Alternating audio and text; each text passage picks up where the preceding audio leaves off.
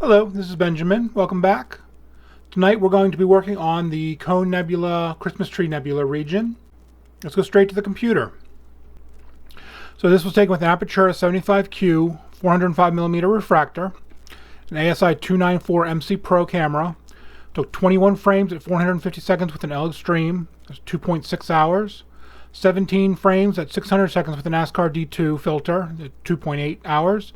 Total integration time, 5 hours, 27 minutes. Stacked in weighted batch preprocessing with a drizzle scale of 2 and a drop shrink of 0.8. And this is what we have. So we're going to do an image solver on both.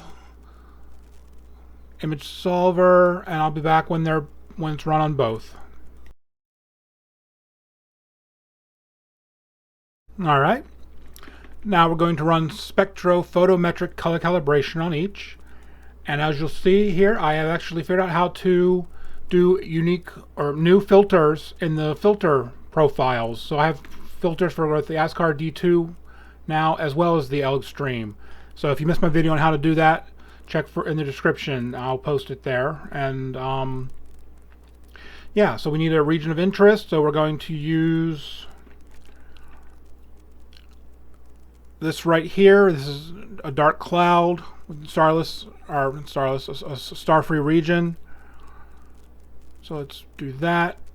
Let's from preview 1, and the Askar D2 is this left image. I'm sorry, this right image. So let's run there.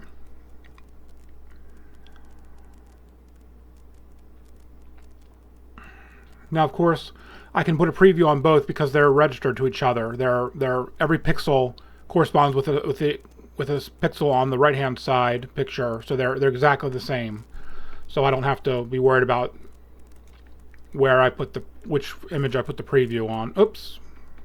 And I'm talking and I forgot to change the filter type. So we're going to change the filter to the L-Extreme with the Sony CMOS, and let's run that.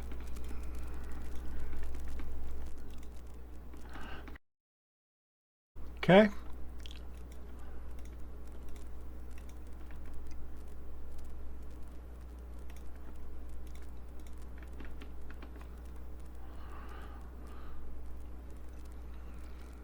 So we have both images. Let's take away the preview, delete preview, and now we're going to do a dynamic crop. So all processes, dynamic crop. Now as you can see, we have stacking artifacts on both images, and we have a black area here where there was no corresponding information on the Askar D2. So we need to crop all of that out. So let's use our blue triangle to crop that image, and then the green check mark to crop our image with the crop mask on it. So they stay exactly the same. Now I'm going to run an auto DBE on both. Automatic DBE by SETI Astro. Be back when I'm running on both.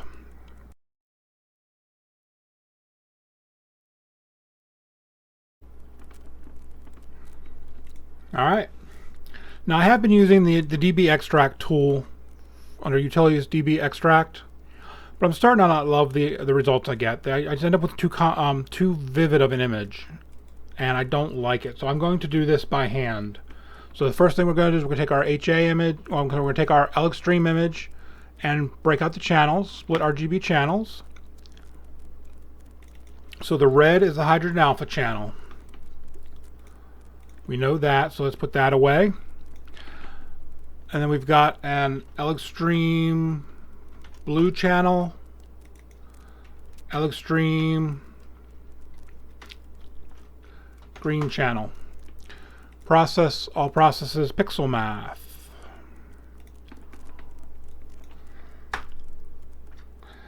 And our image ID is going to be LX03, and we're going to take 75% of the LXG image, which is, and we're creating a 03 image. We're combining all of our images into a single 03 image.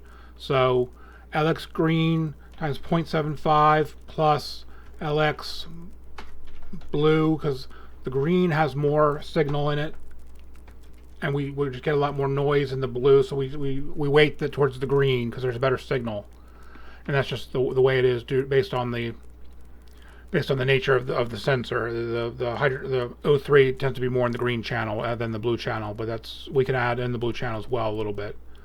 So let's run this. Now we've got a master O3 from the the LX Stream.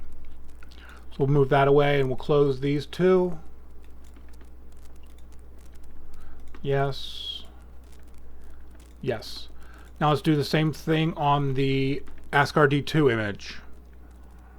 That's where we're getting our S2 and more O3 data. So let's split it. And as always, the red channel has our S2 data. So let's minimize that. And D2 blue channel.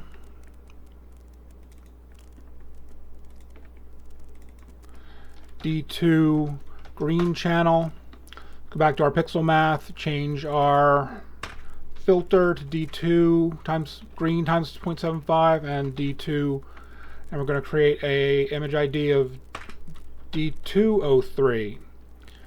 Let's run that, and now we've got the master D2 03 image. We can close these two. These are our intermediate images. We don't need them anymore. So now we want to combine our LX03 data with our D203 data. So we take D203 times 0.5. We're going to weight them equally because they have equal qualities. And then we're going to, image ID is going to be 03 because this will be our master 03 image. So D203 right here times LX03, which is right here, and let's run it. And now we have an 03 image. Let's close these intermediate images, and now we have a master 03, a master HA, and a master S2. We can close our pixel math because we're done with it. So now we're going to run a linear fit so we don't end up, because the hydrogen alpha channel is stronger, has more signal than the S2, as you might be able to see, probably can see. Maybe you can see, but you have to trust me, it's stronger. So we're going to run a linear fit on our weakest channel, which is the S2 channel. So process all processes, linear fit, reference image S2. So let's run that on the HA. And let's take a look at that. And let's run that on the O3. All right, so they're all equalized now. Linear fitted. So let's do a channel combination to get a single image now. Channel combination, SHO, S2 is R, red, HA is green, blue is O3. So let's create that. And now we have an SHO image. Let's minimize our channels in case we need to go back to them for any reason. The reason would be I messed up something, but I didn't mess up anything yet that I'm aware of. So there's our SHO image. Next thing I want to do is I want to run auto DBE on this and just further flatten the frame, take out any gradients, and just I want to take out some of this magenta in the background, and automatic DBE seems to do a good job of that. So let's run auto DBE on our SHO image.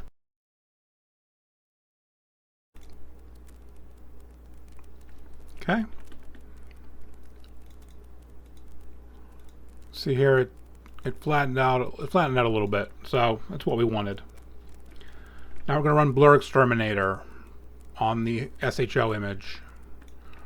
We're going to run it full strength, sharpen non-stellar at 1, Sharpen stars at 0.5 and adjust star halo at 0.11. That's the settings I've done previews, and this is the settings I like with this image. So if you're wondering how to do that, just create a preview of an area and then run Blur Exterminator on the preview and see how you like your stars, see how you like your non-stellar images sharpened, or your non-stellar portion of the image sharpened. And I've been editing this image for days now, trying to come up with the right settings. So I kind of know them at this point, but your mileage may vary.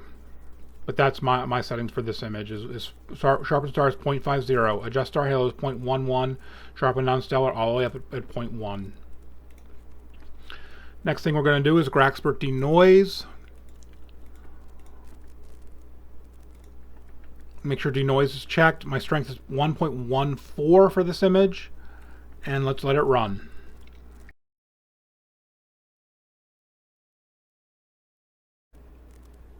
All right. Graxpert was successful, and you can see a nice image.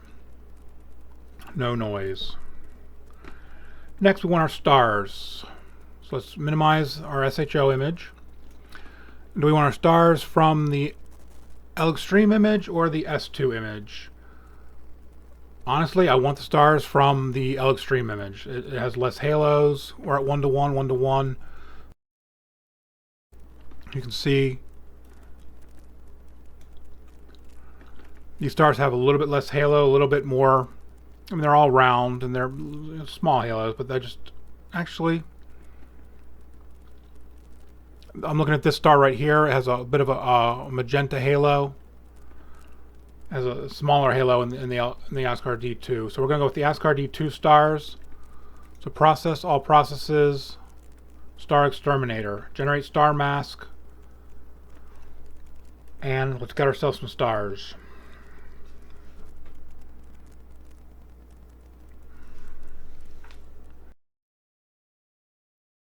Okay. Here is our star image. Let's call it stars so we don't lose it.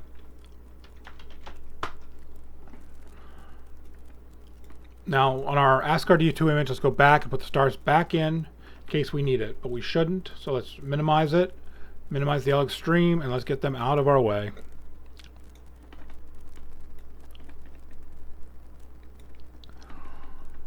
Now we're going to do a stretch of these stars using the Star Stretch by SETI Astro.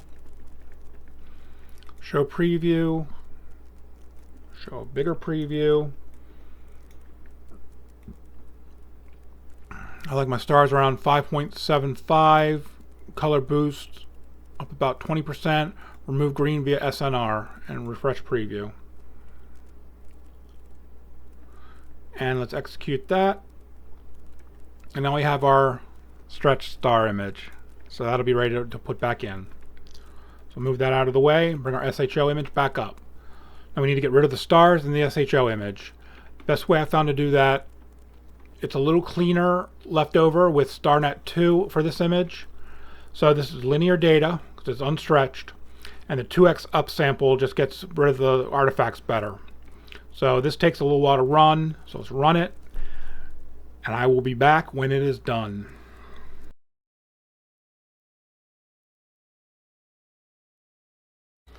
Alright, for reference, the StarNet 2 with the 2x upsampled the image size to 15,666 pixels by 10,966 pixels. And I left a couple stars. And it took 2 minutes. And I left a couple stars. So, are those stars? Yeah, the stars are in there. So let's just ignore these stars. I think it'll be okay. Sometimes it leaves stars behind, but it leaves less artifacts where the stars were. So next we're going to run GHS on our SHO image. So let's turn off the auto stretch, process all processes, generalize hyperbolic stretch. We'll zoom into our data, send to symmetry point, zoom back out. Local intensity on our first stretch about 13.5. Stretch factor goes up to about 5. We'll turn on the auto preview or the real-time preview so we can see what we're doing. And a nice little first stretch. Reset it. Place our second symmetry point and stretch.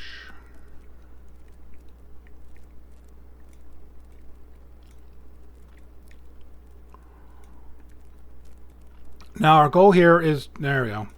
Goal here is to bring contrast between the Christmas tree and the background. We want our background to be darker.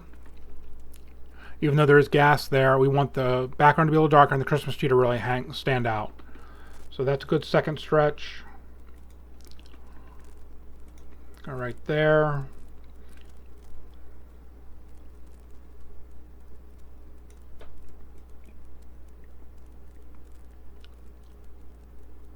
That looks good.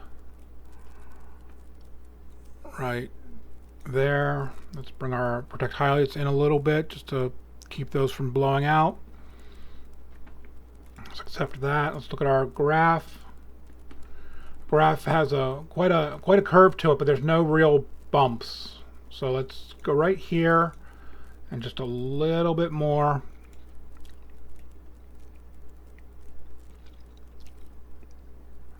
Just a little bit more.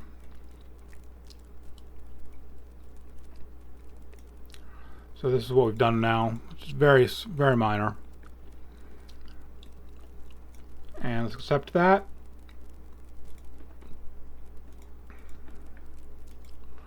All right, now let's do some global adjustments.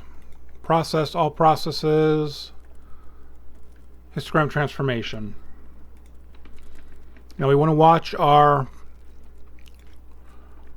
brightest part right here. Our brightest spot is this, where the stars came out. It's kind of a magenta area, which I don't like, but it seems to be always there. And right the border of the Cone Nebula. So we want to watch those two areas in particular to make sure they don't blow out. It's like we can easily look, there is blown out, there is not blown out. So let's go back to our full view, darken our darks a little bit, brighten our midtones a little bit, just a little bit. Let's accept that. All right, now let's go to curves transformation, and we're going to do a global contrast adjustment with the real-time preview on. Okay, that looks good.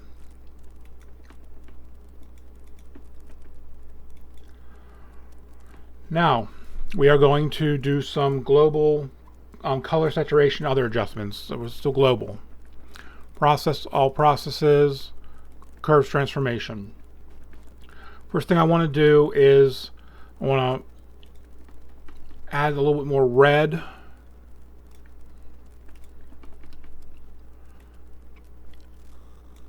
to the brights and take the red out of the darks a little bit. So this is what we've done. That's a good change to me.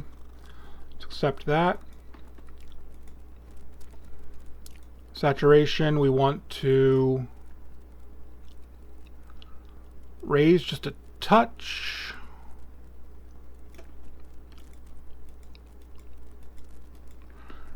Just a touch more.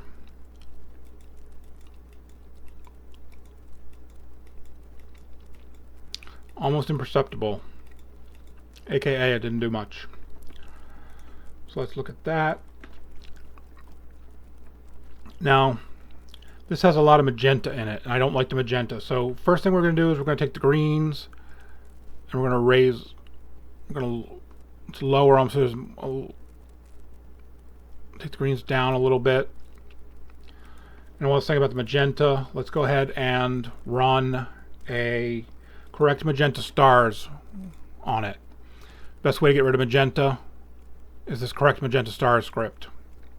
And we don't want to remove it all, so let's take it down to 50 and see what that looks like.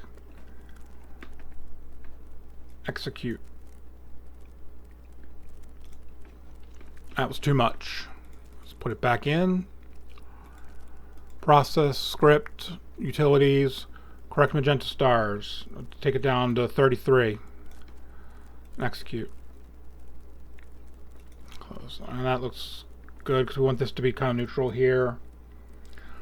So now we're going to we will run a narrowband normalization on it. Process, all processes, narrowband normalization, SHO, boost our S2. Actually, no, take our S2 down some. We don't want a whole lot of blue, so let's take it down a little bit. S2 we're going to boost because we want that red.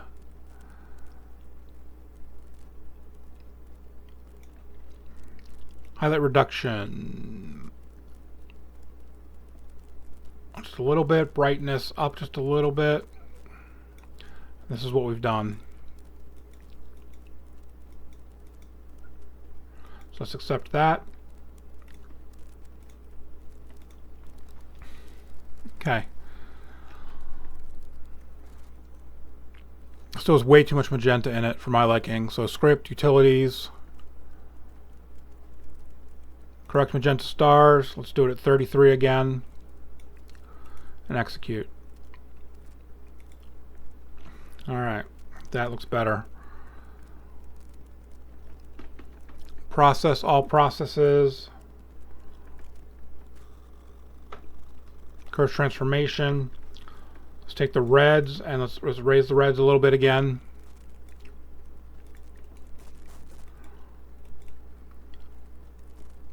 So we really get a little bit of this detail in the gas. It's a couple of gas bubbles. Let's accept that. Actually, that's what we've done.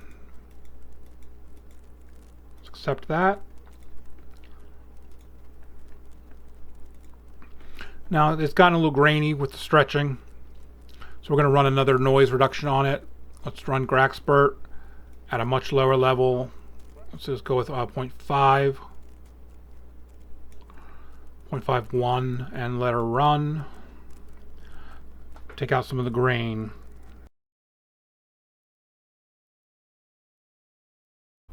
Okay.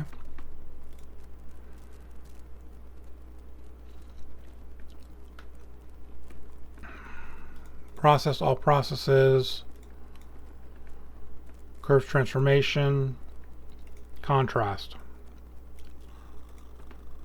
Give it a little bit more contrast.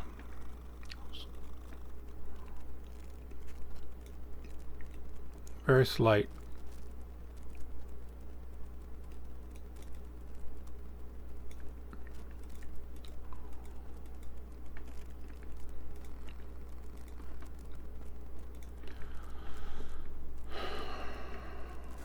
Okay, get rid of the real-time preview. And let's go into our let's add our stars in. SETI Astro mask merge. This is image 393. Sorry.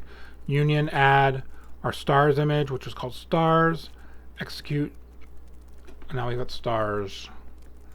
Let's go ahead and rotate this because I want the Christmas tree facing up. Fast rotation, clockwise.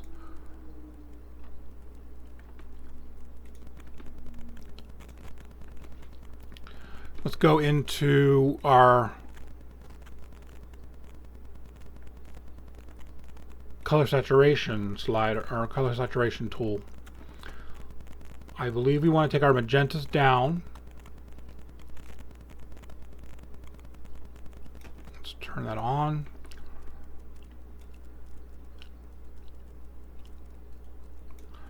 Blues were okay. Reds we want the red. We don't want the magenta. We want the red. Right about there. Greens. Let's bring them up a little bit. And this is what we've done. This is subtle but nice. Let's accept that. Reset the tool. Close. Close.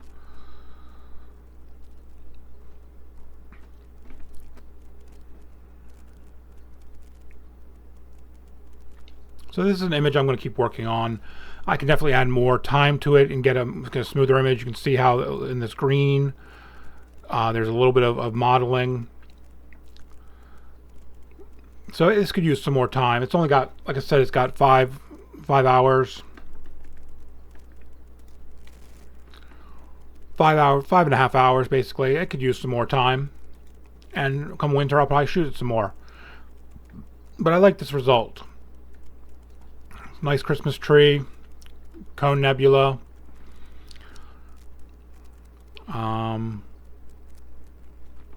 Let's try one thing. Let's run Bill's background neutralization on it. See what we get.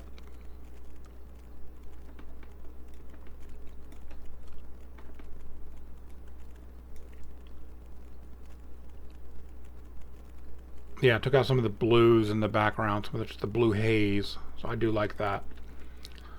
So, there we go. One Christmas tree nebula. Process all processes. Local histogram equalization. Kernel radius 144. Contrast limit 0.5. Amount 0.33. Just give it a little bit more contrast. Accept that. Okay. And for the bonus footage for you still sticking around, let's try out the Polyastro.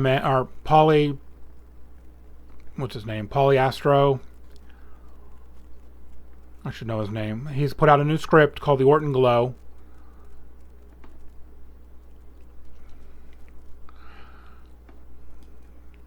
And let's give it a try. So it's the Orton Glow 1.0. So this is the one with the preview. Preview is not zoomable, unfortunately, but maybe in the future.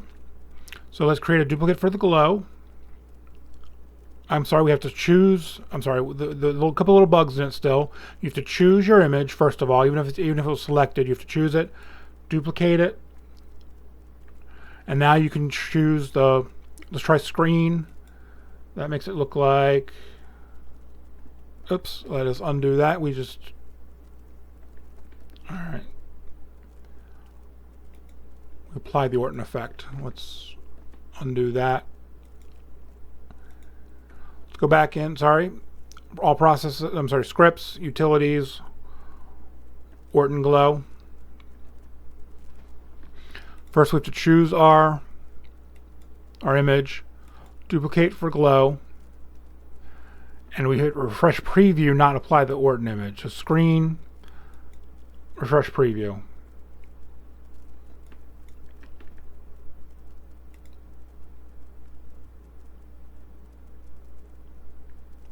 Screen, apply. Now we got it working. There, that looks pretty nice actually. Let's reduce the opacity slider. It's a little too strong. 0.33, and that looks good. It masks some of the. It creates a little bit more of the glow in there, so it breaks up some of the modeling we had. Let's try soft light. I don't like that. Overlay. Don't like that. So this is a screen image. Let's give it a nice glow. Let's apply the Orton effect. Close our intermediate images, and here is our final image. See what the Orton Glow did. I like that. I'm a fan of Orton Glow on my regular photography images. So, and that is how we process the Christmas tree nebula. That's one way to process the Christmas tree nebula. So this is what I have been working on, and I believe that this is as good as this image can get for the moment. And like I said, I'll add more detail and maybe show it to you again in a year or so. Who knows? But for now, I like this image. So thank you very much for joining me, and I will see you next time. Bye-bye.